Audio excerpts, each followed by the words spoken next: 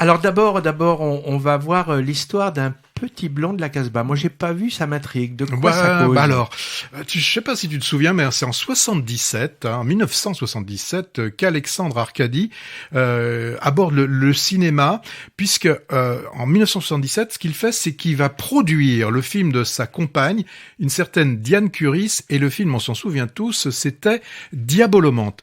Et un an après, c'est lui qui passe derrière la caméra, et là aussi un film qui avait eu un beau succès à l'époque, ça s'appelait Le Coup de Sirocco. Alors je sais pas si tu t'en souviens, c'était l'histoire de Pieds Noirs qui arrive en France métropolitaine, et on avait le couple Roger Hanin, Marc Villalonga, on avait Michel Auclair, et puis il y avait un jeune acteur qui allait devenir plutôt chanteur. C'était ensuite, pas Bruel, ouais. Si, c'était Patrick Bruel. Alors, le film que nous propose donc Arcadi aujourd'hui, c'est Le Petit Blond de la Casbah. En fait, c'est son histoire. C'est l'histoire d'Arcadi, qui était l'aîné d'une fratrie de 5 garçons.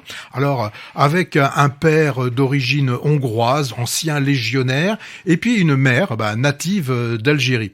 Donc là, on a l'histoire du jeune Arcadi dans les mois qui vont précéder le départ donc de ces anciens colons vers la métropole. En fait, le film se termine donc en 1962, l'année des 15 ans d'Arcadi, en fait l'année où commence le coup de Sirocco. Donc on pourrait dire, comme on parle dans les séries, un préquel. Voilà, c'est un préquel, comme un peu dans les séries. Alors, en fait, aussi, pour être précis, il s'agit un peu l'effet vache qui rit, c'est un peu un film dans le film, puisque l'histoire nous raconte, en fait, un réalisateur qui est Alexandre Arcadi, qui vient présenter son film à Alger. Donc voilà, donc c'est un film vraiment qui se mord la queue. Bon. Toute la filmo d'Alexandre Arcadi tourne en fait autour de l'exil, l'exil de cette communauté juive dont il est issu. Ainsi, il a pu nous présenter alors des films comme le Grand Carnaval, avec 2 opus d'ailleurs. Alors là, on peut dire c'était un peu un sous-parrain. Et puis c'était aussi Roger Hanin. Il y avait Roger Hanin aussi. Bon, c'était pas Marlon Brando, là, c'était Roger Hanin. Bon, on fait avec ce qu'on a. Et puis en 99, il avait encore une fois de plus parlé de son pays, puisque il avait fait Là-bas mon pays. Donc les thèmes classiques chez Alexandre Arcadi, la judéité, la famille, la Shoah. Bon, bien qu'il ait fait aussi des comédies policières comme Hold Up, des polars aussi comme l'Union sacrée. On voit bien, au travers de ce film, que Arcadi n'a pas fait et ne fera jamais le deuil de cette séparation. Alors le film est tout à fait honnête, sincère, mais au final, je l'ai pas trouvé très très captivant.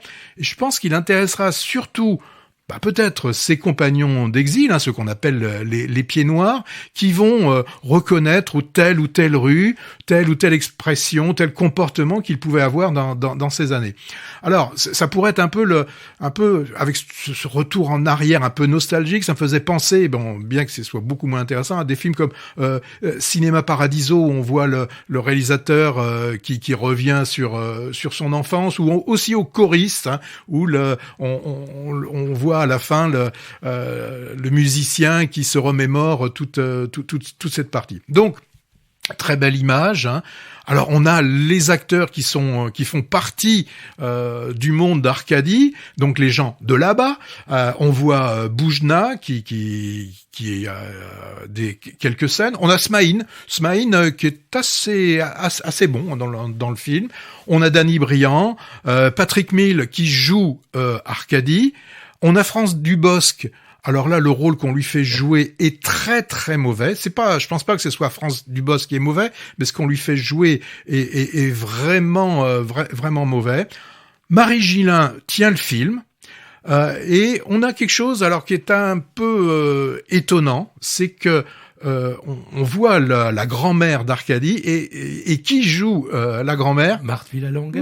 Non, c'est Jean Benguigui. J'ai dit bien Jean Benguigui qui joue donc le rôle de sa grand-mère. Bon, il dit pas un seul mot de français puisque sa grand-mère n'avait jamais appris à parler français. On a aussi Abbès Zamani, vous savez, l'épicier de La vie est un long tranquille. Et puis aussi, on a l'apparition de Françoise Fabian, donc sur la période contemporaine, qui joue la mère d'Arcadie.